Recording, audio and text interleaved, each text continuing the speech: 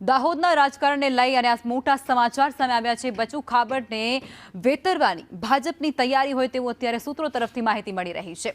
ખાબડના હરીફને ભાજપમાં જોડવા માટે ગતિવિધિ તેજ કરવામાં આવી રહી છે। કોંગ્રેસ નેતા ભરત વાખડા જોડાઈ શકે ભાજપમાં તેવો પણ અત્યારે એક અનુમાન છે તે લગાવવામાં આવી રહ્યો છે। બચુ ખાબડના બંને દીકરા પર મનરેગા કૌભાંડનો કેસ પણ કરવામાં આવ્યો છે।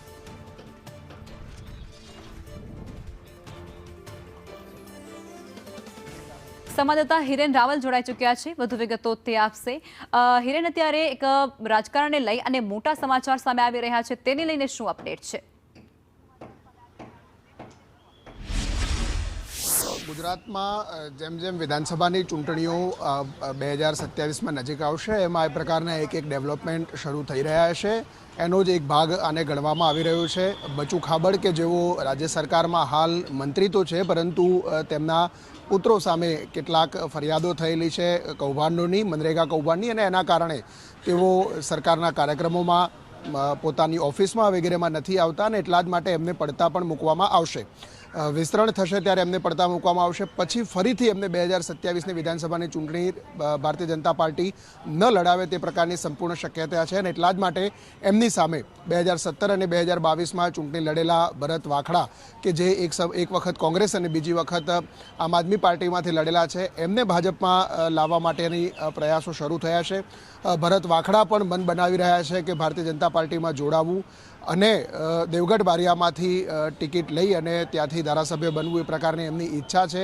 ભાજપના કેટલાક લોકોએ એમનો સંપર્ક પણ કર્યો છે, એટલે સીધી લાઈન અહીંયા સેટ થઈ એ પ્રકારે દેખાઈ રહી છે કે બચુ ખાબડ અને સાંસદ જસવંતસિંહ ભાભોર આ બંનેનું એક હતું શાસન જે દાહોદ જિલ્લામાં હતું એને ક્યાંક તોડવા માટેનું આ એક રણનીતિ પણ હોઈ શકે છે અને એટલા જ માટે બચુ ખાબડને મંત્રીમંડળમાંથી પડતા મૂકવામાં આવશે અને એના પછી 2027માં ભરત વાખડા સામે જો ભારતીય જનતા પાર્ટી તૈયાર થાય છે તો એમને લાવીને અથવા તો બાબા એટલે કે ત્યાંના રાજવી પરિવારમાંથી દેવગઢ બારિયાનો રાજવી પરિવાર છે એમને આ બેમાંથી કોઈ એકને ટિકિટ આપી એ પ્રકારની અત્યારથી ચર્ચાઓ ચાલી રહી છે અને એના જ ભાગરૂપે ભરત વાખડા કોંગ્રેસ છોડી અને ભારતીય જનતા પાર્ટીમાં આવે તે પ્રકારની શક્યતા છે।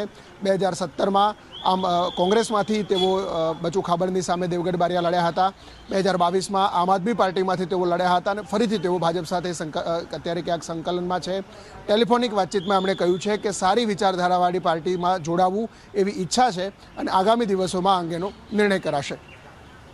જી, આભાર આપ જોડાયા અને આ સંપૂર્ણ વિગતો આપી તે બદલ।